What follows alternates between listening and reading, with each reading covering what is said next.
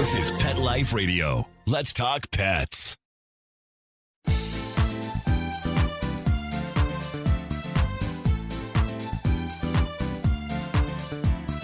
Hey everybody, welcome back to 19 Cats and Counting. I am super excited because Michelle Fern, the amazing host of a Cattitude podcast, asked us to chat with her about our multi-cat households. Boy, do we have multi-cats. Yeah, with Rita at 19 and me at 11, that's a multi-cat household. We are very excited about this topic, so as soon as we get back, we're going to jump right in. Welcome back to 19 Cats and Counting.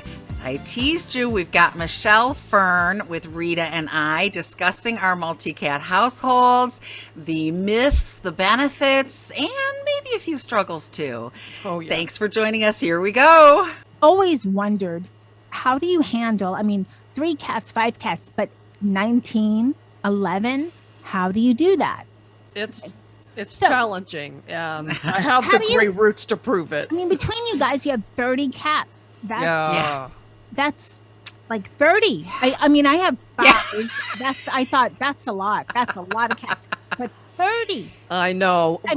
We interviewed Bobby Flay during his press junket for Made by Nacho, and he went, wait a minute, together you guys have 30 cats?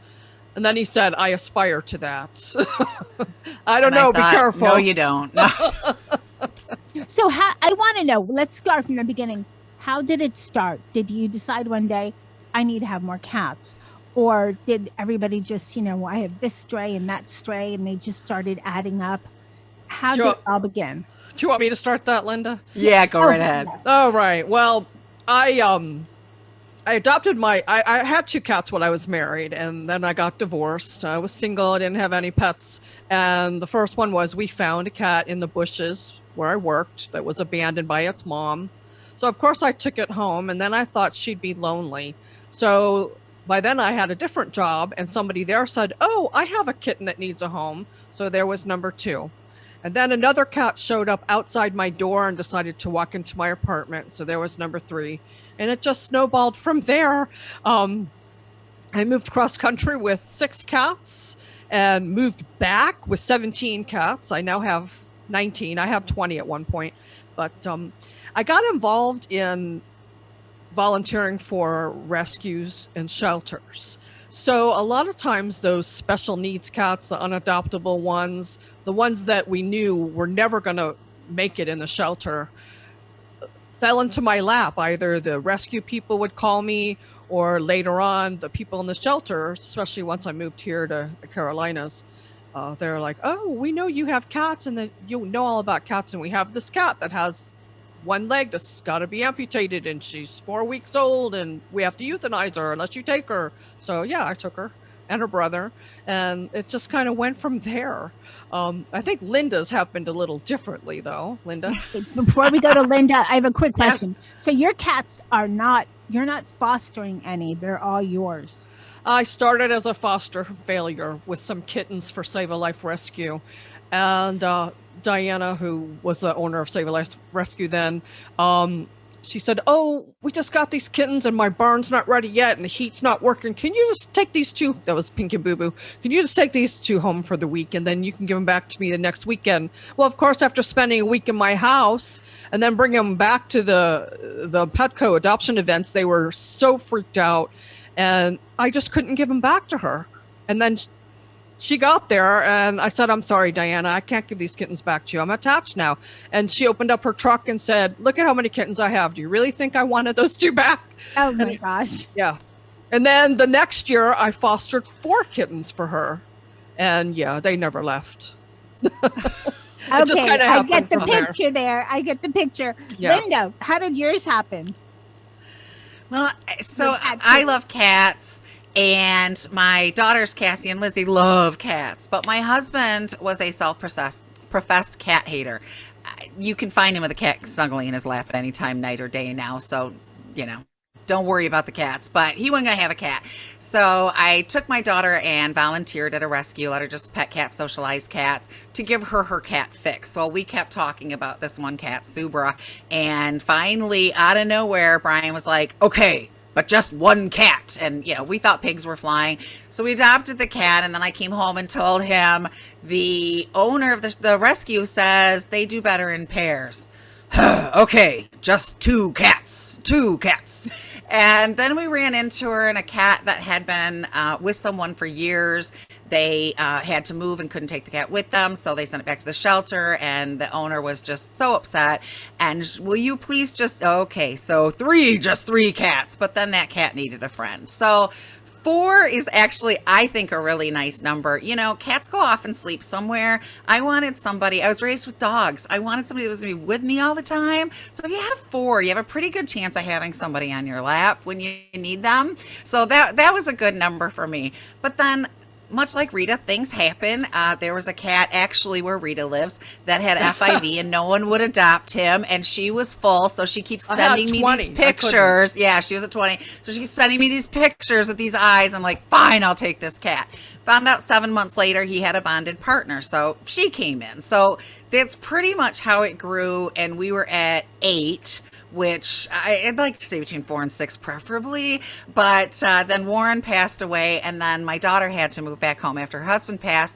They had 4 cats. What am I going to do? Tell her, well, your husband's died and you're going to have to give up your children. So 11 cats it was. So, and a dog. And a small dog. Yes. Poor Sadie gets so ignored. But it's not, I don't think anyone in a healthy place sets out to have 10 or more cats. No. I just don't. It's a lot of work. It's a lot of struggle.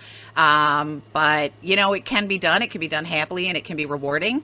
I think as we age, I know 20 was just not that difficult for Rita, but she's finding that bending down and scooping boxes. And so when she got to 19, she said, I'm not filling that spot. I need to get this down a bit.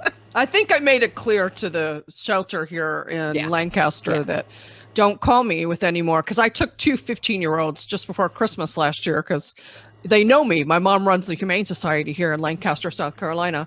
So they called me saying, well, we have these 2 15-year-olds. Their human died, and they've been in the shelter for 3 weeks, and they're languishing. They're not doing well. Can you take them on by any chance? Well, I took them, but I told them that's it. No more. So, interestingly enough, that's how it started with me. Dennis actually walked into the house when I opened the door. I heard him yelling outside one night. Opened the door. He walked in. The other 2 were just cats because I have 3 indoor and 2 outdoor, because the outdoor, I can't separate. The female would not be good indoor, but they have everything. They have a little house outside. Sure. They have everything they need. Yes. But I put the limit at 3 because I have some allergies to cats that it's mild enough so I can get away with 3. Linda, but any more than Me that, too. I don't know what I don't know. So how do you deal? Okay, 19 cats. Now this might be a little personal, but do you guys have like a mansion or something? Because 19 is, that's a lot of litter boxes and. Well, yeah, you're supposed to have N+1, N being your number of cats. So really I should have 20 litter boxes, but I have 15 because I have some that are double boxes that are big. And I'm home all day. This is what I do. I don't work outside the home right now. So I can scoop them as many times as they need. Right. And Yeah, no mansion. As a matter of fact, how many did you have when you were in your apartment, Rita? Now, don't think studio apartment. It was a 2-bedroom, 2-bath apartment. It was a nice 1,200 size. square foot apartment. I had 8 of them in that litter. The walk-in closet turned into the litter room. So I gave up my walk-in closet. So I had 8 of them in there, and then I had a couple others. I think I had 12. Yeah. In the apartment. Yeah. So are all your cats indoor? Yes. We don't do outdoor at all. Yes. Now I moved to this house. This house is 2,400 square foot, 2 level. However, most of all the cats but one live on the first floor. Scooter does not want to live on the first floor. He wants to stay up here. But so they don't even spread out. They come upstairs if I'm upstairs. But mostly they live on the first floor with me. So they're still living in about 1,200 square feet. Wow, that's Yes. And then as far as this is a little segue, but what are your feelings toward indoor outdoor? Because I'll tell you mine before I hear yours. Even though I have two that are outdoor, I prefer indoor. And where I live, it's warm all year, so it's not a and the cats actually have in their little house a heating device just for cats. But I know the girl, the female, I had to get a cat trapper to get her fixed. So she's so skittish, even after 5 years. So there's no way. And if I separate them, they'll be heartbroken. But I'm a big proponent on indoor because there's too much outdoor that could injure them. You're giving them what they need, though, Michelle. So, they're safe. They have a place to go inside of a shelter place, so they're not exposed to rain and wind and cold when the weather gets weird. It sounds like they stick around your property, so they're not wandering off and having strangers do things to them. Hopefully they're not going in the street. But there are some outdoor cats that just don't want any part of us. If they've been born feral, ferals don't want any part of us. They really don't want to be indoors. That being said, if you've got a domesticated cat, I believe indoors only. I always told Linda, and I think she feels the same way as I do. Yes. Imagine taking your toddler. Okay, I lived in an apartment complex that had, the whole thing was driveway, cars, people. Imagine taking your toddler as you're going out to work, setting him down in the parking lot and saying, "Okay, go do your thing. Have a good day. I'll be back in 8 hours. Go play." Exactly. Right? Because there's people that drive nutty. There's I don't live in the wilderness, but there's raccoons and possums in Well, in LA, there's coyotes right in the city. So I think someone spotted some alligators because we're in South Florida, but I haven't seen very many, so that's not so much. But I've seen the possums and raccoons, and I just think there's crazy speeder people, that it's just too. I think in the U.S. most cats are indoors. No, I don't know about that. I don't know. Should be, but I don't know that they are. Yeah, it's definitely a should. And we have seen personally stories of people that, people do not want your cat in their yard. And you cannot confine a cat to a yard in the same way you can a dog, unless you've got like a catio or something. But, this is difficult to do. And though the cat walked on my brand new car and scratched the paint, the cat dug up my flower bed. People get mad about this. Right? Yeah, I've had this experience where an indoor-outdoor cat came over and dug up some freshly planted flowers. I wasn't mad at the cat because the cat was being a cat. But there are people who will consider that a pest much in the way we would consider a rat in the house, and they'll do things to the cat. It's not safe. But as you said, there are cats that just can't come inside. And so in that case, you do the best you can to keep them safe and give them everything that they need outside and keep them comfortable. It's out of your control. But if it's the person's choice, the choice, in my opinion, should always be inside. So we're going to pause here to take a break to hear from our wonderful sponsors. And then we'll be back to talk more about what it's really like to live in a multi-cat environment. Okay. Do you want to do your welcome back? Linda, do you want to do that? Do you want to do it? You always do the middle one. I do? You always do the middle one, yes. Okay. Welcome back to 19 Cats and Counting, where we are on the Cattitude show, actually, hosted by the awesome Michelle Fern. And we are grateful for the opportunity to talk about what it's like to own, between us, 30 cats. What about fighting? Linda? Yeah, Rita's got her own personal clouder. They have become very accustomed to cats coming in and out. As she mentioned, she'll get a call. We've got these senior cats. Their parent died. They're sadly not going to be with her long. Her cats have really adjusted to cats leaving and cats coming, and they're pretty good. I integrated 4 with 7 at once. That was really tough, and there was some fighting. I spent a lot of time hashing things out with Rita. We talk on the phone a lot anyway, but I think it was really bad then. We find the things to put in our toolkit to help, and we work with them. But it does help to be a behaviorist and have a behaviorist on call. I'll tell you, even when you are a behaviorist, when you're in a situation that is overwhelming, scary, whatever, anxiety producing, you kind of forget what you know sometimes and work on just that instinct. It's like, true. oh, that's my baby, protect it. And so there are times that Rita and I both, Rita will tell me something that's happening and I'll say, well, blah, blah. And she'll go, oh yeah, duh, I knew that. Or vice versa. It helps to have somebody to talk it out with. But I think as behaviorists, I think having this many cats has actually helped us in a lot of ways because, you know, I have a variety of 11 cats to see how they behave, how they react. I've seen the shy cats, the bully cats. I've got a story for just about everything at this point that could possibly happen that I can relate to because I've seen it. Almost every now much. and then we'll hear something we're like, that's new. There's a new one. How'd that happen? Yes, exactly. Do you ever do it? And this is for both of you. Do you ever mix up your cats? Because 11 maybe is not, but 19. I mean, do you ever? You know, there's tabbies and tabbies. You know, I don't mix up mine, but there's only 5. So, but 19, I think I would mix them up. Or, well, I know who's who, but sometimes the names, just like if you've got multiple children, you're going, till you get the right name out. Yeah. Oh, yeah. But exactly. Yeah, my parents, Laura, Linda, whoever you are. Yeah. Yes. Actually confuse them for each other. No, I haven't. But Linda has 3 black cats. I have 3 black cats, and Baka is bigger than the others.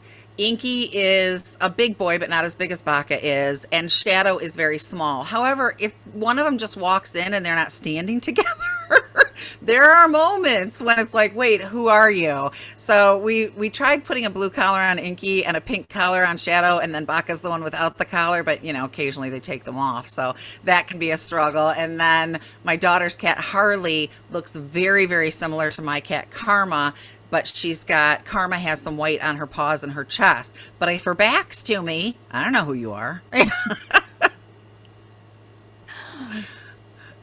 Okay, that sounds good. All right, now here's something I'll bet everybody's thinking about, because what cats have, they shed.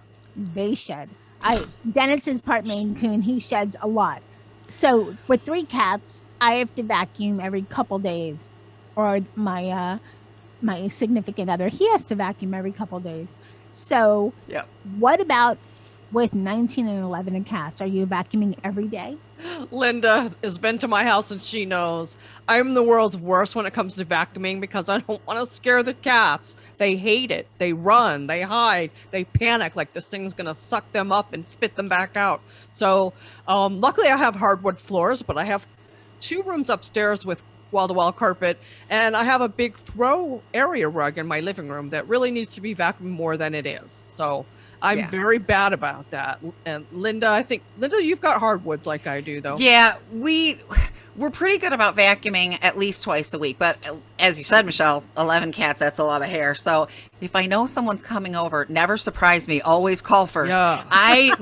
Vacuuming the sofa and the living room is like the first thing I do. Somebody's coming. Get the vacuum. Hurry up. So yeah, you know, and it's, part of it is, look, this comes with the territory. There's going to be cat vomit on the floor. You're going to step in it barefoot. You know, there's going to be fur balls rolling around. Reminds me of those old westerns with the tumbleweed rolling around. Yeah, it happens. You just, it's part of the, you know, nothing's perfect. And we love the cats, but that's one of the downsides. What about, okay, here's something I'm sure people are thinking about too.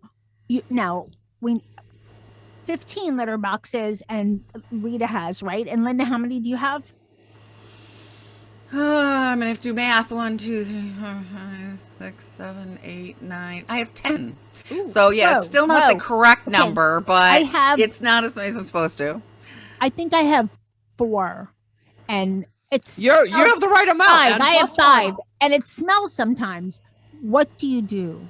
And for 15, I don't know. Scoop the litter. Yep. I get clumping litter. When you have kittens, you're not supposed to do clumping litter, but after they get older, you can. So I make sure I've got clumping litter. I scoop it a lot. And I use brands that aren't really heavily perfumed, because then you end up with a house that stinks like perfumed poop, quite frankly. We love this formula called anti-icky poo. that you can spray on your carpets or your sofa and that. And sometimes after I scoop the litter, I'll spray a little bit inside the litter pan just to get any residual odor off, especially my lidded boxes. But I actually had a home vet come when I lived in the apartment still, and he said, I really expected to smell something in here, but I don't smell anything. And then I had another home vet come here to the house, and the only thing she chided me about was my lack of vacuuming. She didn't smell anything, but she's like, you really need to vacuum more. I'm like, I know. I just don't want to scare them. So, yeah. The first time I went to your apartment, Rita, I'm telling myself, I was dying to get in there and take a whiff because you said you kept it under control. You know that commercial, they've gone nose blind. This is totally what I thought was going on. And I walked in there and I'm trying to be inconspicuous going, and I didn't smell anything. So yeah, you did good. Thank you. Litter, I got a litter genie and that changed my life. Diaper pails, same concept, same thing. You get a diaper pail, whatever. So I have one in the downstairs bathroom and one in my bedroom so that before I'm going to bed or somebody, because you can scoop those boxes greatly and somebody's waiting for you to do that so they can go in there and poop and leave it for you to smell. We've all experienced this. So I'm going to get into bed. We've scooped the box. Somebody plops one. You just open the lid, put it in there. It keeps the smell in. It makes it much more convenient as opposed to grabbing the grocery sacks off the back porch and walking to each one. So it's a lot easier to scoop, walk in the room. Oh yeah, I should scoop it real quick, walk away. It helps a lot. I think I just have Charlotte she never covers and there's stink bombs everywhere. So yes, she was a feral cat adopted maybe 5 months in. So that's why she kind of has issues. She just we have one of those. What are you gonna do? Okay. Sometimes not covering is a sign of it's a dominance thing. Sometimes it's just because they weren't taught by their mommy kitty, but sometimes it's a dominance thing. Yeah, I think she does it. It's definitely there you go. Dominance, a little bit of spite. Okay, here's something. What is feeding time like? I try to picture it. I had at one time 2 dogs. Poor Zeusie's almost gone a year now, but the dogs would eat the cat food.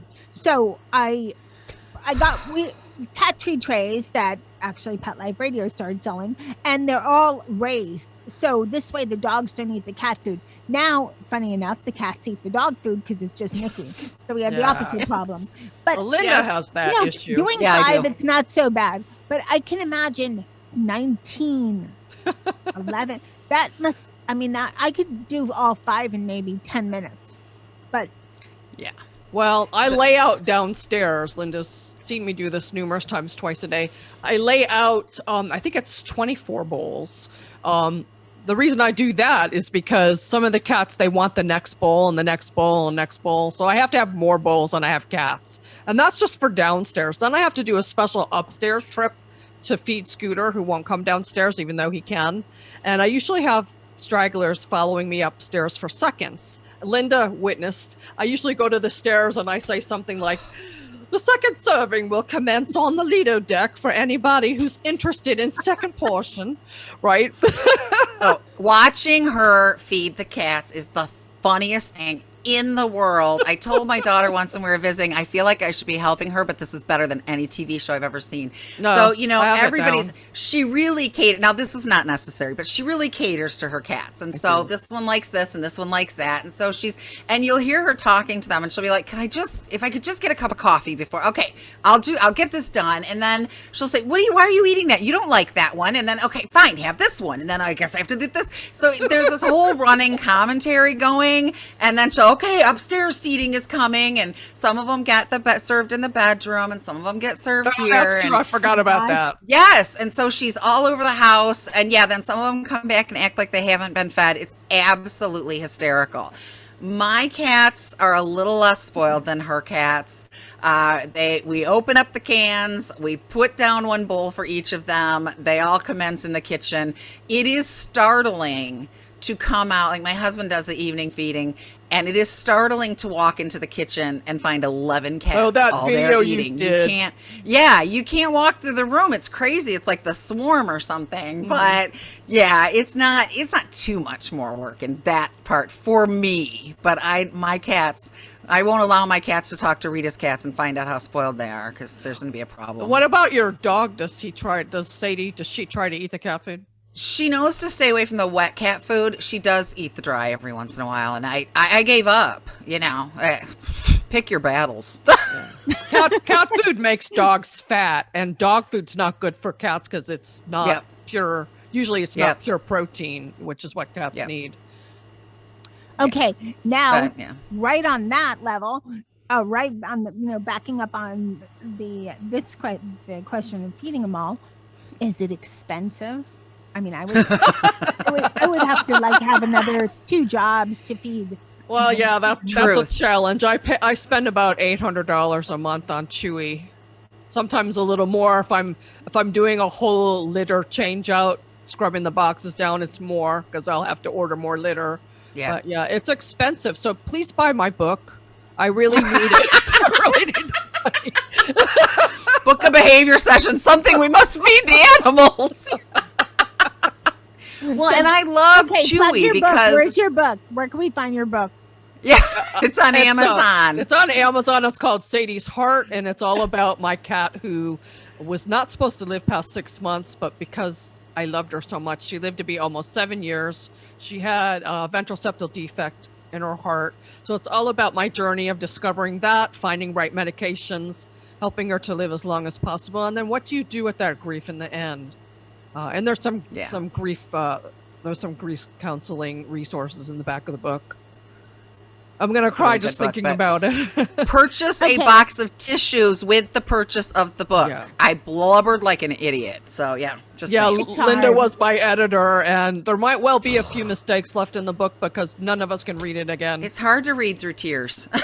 I'll send you a copy, Michelle, when you need a good cry. That's what you read. Yeah. That's how you do it. I was there today because it's a year shy of a week that Zeus passed away. So that would... I had enough. I had my I guess fill this today. Yeah. At least for today. Yeah. Okay. Yeah. Here's something, and all of these are questions I've gotten over the years, but I think they're also coming from the perspective of my listeners that have no idea. So that's why all these questions, if they sound weird, Okay, what do you do, or can you go on vacation? Well, I'm lucky that I own Cat's Pet Sitting. And now that I don't own it anymore, still one of the sitters who went to the new company, Meowtel, Barb, she's my sitter. And she'll come twice a day. She spends a good 90 minutes to 2 hours with my cats. Linda luckily has built-in cat sitters. Right, Linda? Yeah, I'm fortunate that, it would be an issue if we took a family trip, although I don't remember what that is. That was pre-COVID, so I'm not really sure what that is about. But if we all went somewhere together and we're going to be gone overnight, I would hire a cat sitter to come at least once a day.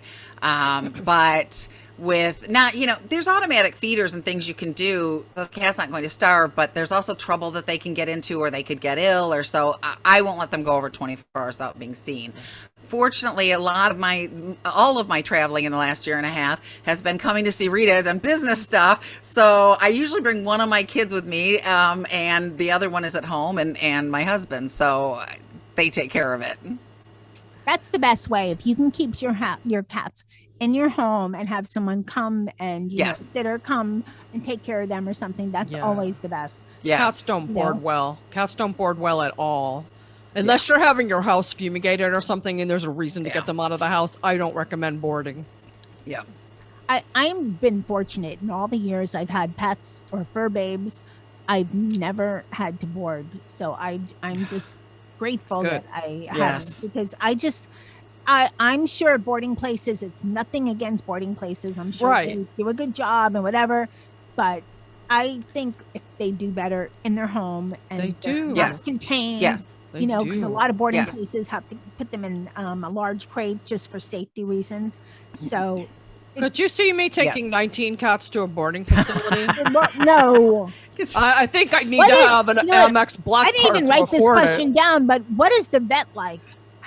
Are your vet trips, or how many do you go on a month? Or I'm there all the time. They're about to name a wing after me, I swear. But I love my doctor, Dr. Glenn at Faulkner Animal Hospital in Lancaster, South Carolina. He is awesome. And he's like me. He doesn't believe in over medicating, giving them shots they don't require. They give me the 3-year, I think it is, shots, so I don't have to take him in every year unless somebody's having a problem. But as my cats are getting older, I've made sure all my seniors have had a senior panel. They have the baseline. They've been seen. Some of my younger ones have been recently because they've been spayed and neutered more recently. But I leave my carrier out. My cats play in it, so they're not so scared of it. So when it does come time, I just had to take Missy on an emergency basis, even though she's been to the vet recently. One of her claws grew into her paw, and she's a very touchy cat. I can't clip her or anything. So I had to take her in Thursday, and my vet is so great. They were able to take care of it without putting her under. So it's really important that you have a veterinarian who's going to listen to your needs and not prescribe every test in the free world because they're trying to make bank, Exactly. Make a ton of money on me, but they're easy on me because they know I have so many cats and they know what I do for a living, which is awesome. My vet's always asking me questions about what we do and our radio show, and he's a big fan. He's a closet fan of ours. You should have him on one time. We're trying. We're working on it. He's very modest. Actually, he just got over having COVID, even though he had the COVID shots. Yeah. Yes. Now, I just had not that long ago a show about, choosing your vet. Uh-huh.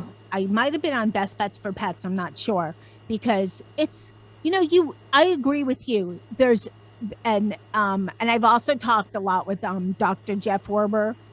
Who hosts, Ask the Vet with Dr. Jeff. He's so knowledgeable. We have a lot of knowledgeable people, and they echo what you say. They don't need every shot in the world that there is. It depends on the environment, your cat. If they're not outdoors and it's not something that's even close that they can contract in this part of the country or something, you don't have to. It's not really necessary. And I had a situation where the vet was just so horrible, and this is with my dog, that I left, and I was just horrified, and I thought, I have to do something. I have to get somebody else, because it's unfortunate, and I don't want to say it's all young vets, but this one, in my case, it happened to be a young vet, and it was just handled so mechanical. So here's the bill. This is what it's going to cost. You want us to do this? Just the worst. Yeah. So especially if you have so many cats, you want a vet that you can jive with, that understands your needs, and is there for you, not just needs to make a house payment or something. Yeah. Cats especially are so subtle with their signs of illnesses. Yeah. Your vet has to trust you. If you come in and just say, I don't know, something's wrong. I can't tell you he's limping, he's crying, but something's wrong. And there are vets that'll be like, there's nothing wrong. And then there are those that will listen to your instincts. It's the same thing as when you have children with your pediatrician. I don't know, she's just not acting right. I can't explain it. And they either poo-poo you or they listen to you and try to figure out what's wrong. That's the doc you want to go with. I had a big fight with one of my former vets because he thought I should euthanize one of my cats. She wasn't ready. I knew she wasn't ready. And he screamed at me. Oh, and I just calmly picked up my cat and said, thank you very much. I left. And I'm not going to say the vet's office name because the lead vet, I liked him. And it's one of the vets that my mom's organization used. They don't use them anymore. But I actually got a handwritten apology letter from the vet, but I still won't go back there. Good. Oh, yay. Because, more people should, pet parents, I think, should take that kind of action if they're not treated with respect, if their pets are not treated with respect, if it's just a matter of money, here's the bill, there's this, whatever, then that's not the vet you want to go to. And that cat lived 2 more years. The next vet I went to said, you're right, she's not ready yet. We can still, she was still happy and eating and wasn't in any pain. There was no reason to euthanize her yet. And I would forgive that vet. He wrote you a letter. That was nice. I've forgiven you. I hold no ill will. But yet you've proven where your listening skills are. So yeah, I wouldn't go back either. It's not a punishment. It's what's in the best interest of my cats. Mm-hmm. Right. Right. Exactly. Best interest of your cats and what you're comfortable with. Yes. Because if it was a doctor, I've also walked out of like people doctor appointments when Definitely. I asked a question or something. They just gave me a bunch of that. You know what? Goodbye. Okay. Let's get back on the horse. All right. Here's my last question. Okay. Would you do it again? I don't know. Probably. Know, yeah. I'm sure I would. Maybe 1 or 2 cats, but would you go to the super multiple, as I call it? I have no desire to ever be at 11 again. And then again, it wasn't my desire in the first place. But 5 to 7, I think, is probably my max. But the main reason is it's a lot of work and I'm getting older. I'm in my mid-50s. Things are starting to crack a little bit. I need to be the best for my cats. And one of the reasons I was so excited, Michelle, when you said you wanted to do this, and I was like, I could kiss you, because there is a big misunderstanding about people who have lots and lots of cats. Yes. There are cat hoarders out there. Yes. I actually saw an episode of Hoarders, and you know, it happened by accident. She lived in the country. People were dropping off the cats. She couldn't afford much. She didn't get them spayed and neutered. It was crazy, and it was a horrible situation. There are people that will fill the void. They have a void. They fill it with alcohol. They fill it with drugs. They fill it with fluffy cats. That's a great thing, right? If you cannot afford to pay attention to these cats, somebody better be petting this cat every day, okay? If you're alone with 19 cats, that's a tough pill to swallow. I am lucky in that I have 3 other people in my home that can help me with this. There's always someone on me, unless I'm here doing a podcast, then they're next to me. But yeah, there's always somebody sitting on me. Sometimes always. several. If you cannot afford the food, if you cannot afford the vet care, Rita has run into several, just in the last year, a couple of cancers, a thyroid, a diabetic. You know, if you get a liver disease, and we don't know what's going on with Cupcake yet. We're still if you have 10 cats, I mean, it's a numbers game, right? If you have 5 cats, you're probably in danger of one of them having a problem. If you have 20 cats, you're probably in danger of 5 of them having a problem. You know, it's a numbers game. If you can't afford that vet treatment, then you should not have those cats. If you cannot afford good food, doesn't have to be the most expensive, but protein-based food. Yes. If you cannot afford to do the things that your cat needs, your cat's basic rights, then you should not have those cats. And if you bring them in anyway, I'm going to say you're a hoarder. But it can be done responsibly. And I love Chewy, because if you go to the grocery store and put 8 jugs of cat litter in the back of that, what's the first question you get? The cashier's going to say, how many cats do you have? And she's going to look at you very judgmentally. She's a judgy cashier. I used to lie. Yes, we all did. But then I started shocking them and saying 20. Like waiting for them to make something of it. Nobody said a word because nobody knows what to say to that. Yeah. I don't know. I love Chewy too. Yes. Even though I'm only buying like 1 huge box of litter or something. Right. And maybe, I don't know, 6 cases of cat food. They deliver 1 box of litter. Yes. 1 box of litter. Service is good. I love them. Yes. I do too. Yes. Yeah. What's 1 box of litter? Yeah, exactly. I go through 24 a month. 24. Well, the double size. Yeah. Well, and it's heavy and it's being dropped at your door. So yeah, it's good for $1 million. And I don't have to carry it in the house. It's delivered right out front beside my front door. But the biggest thing really is, that person who's going to look at me if I buy what I buy every other week from Chewy. And how many cats do you have? Well, my mom and dad had 8 dogs. Now they have 5 because 3 of them have passed away. But yeah, she'd get the same thing when she goes to get dog food. How many dogs do you have? Right, because the cart's full of dog food. There's an automatic assumption that your house is going to stink. There's cats everywhere, but cats, there's some of them are upstairs, one's on the tree. You come in, you're probably going to have 4 or 5 cats in the living room with you. You're not going to have 11. That's just not how it works with cats. I wouldn't recommend, though, anybody listening, I would not recommend going out and getting 11 or 19 cats, right?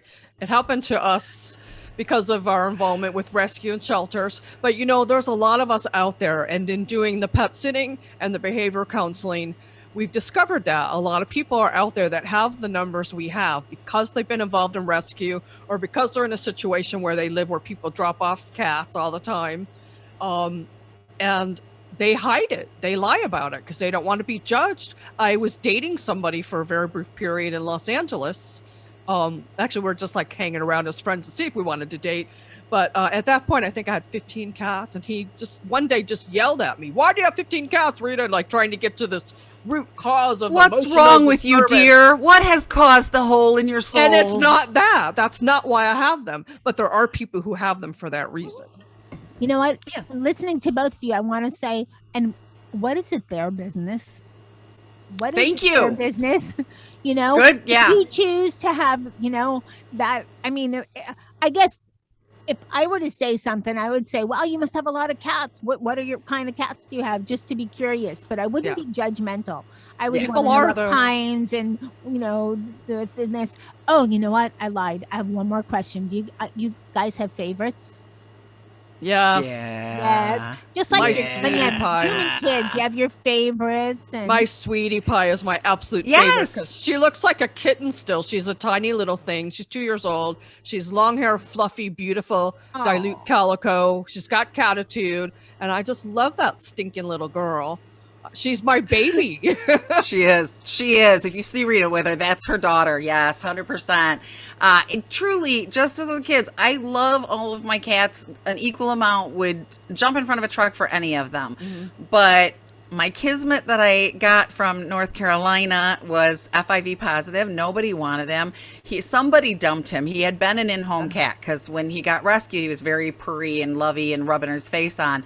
So he was living with a feral colony. He was beat up. Yeah. So of course he's my little sick kid that I really try to protect and worry about, you know, and with FIV, I don't want him to get exposed to any germs or, you know, that. So, and then Subra's my Velcro kitty who lays with me every night and makes it difficult to work and, you know, is on me. She's just my lover. And I have a few of those too. Yeah, exactly. So I think those are my two favorites. Don't tell the others. No, my other favorite is Simba. Every morning he bathes me. Every morning. Yeah. Rita, Linda, thank you so much for coming on Cattitude and sharing what it's like to have a multi-cat household, like a multi-cat household, and telling us, you know, just your honest opinion and thoughts about all of these questions, because it's definitely been an eye-opener, and I'm sure the listeners of Cattitude are going to say, you know, wow, that's really interesting. I didn't think that or think that. So thank you so much for making time in your busy schedule. That's our Cattitude. And please let us tell 19 Cats and Counting, and also please share your website where people can find out more about you. Sure. You can visit us at catbehavioralliance.com. And there we have a blog where we talk about a lot of these real life situations. Linda and I both blog about it. We're both open books. I mean, you can ask us anything you want about what it's like to live with this many cats, and we'll tell you honestly. Not recommended. Not recommended. Force good. Not recommended, but you love it, right? I do. I love every one of them. Oh, definitely. Yes. And Linda, thank you so much. Everybody, please go ahead and check out catbehavioralliance.com. There's so much great info on cat behavior and about Linda and Rita. So thank you so much. And take a listen to 19 Cats and Counting.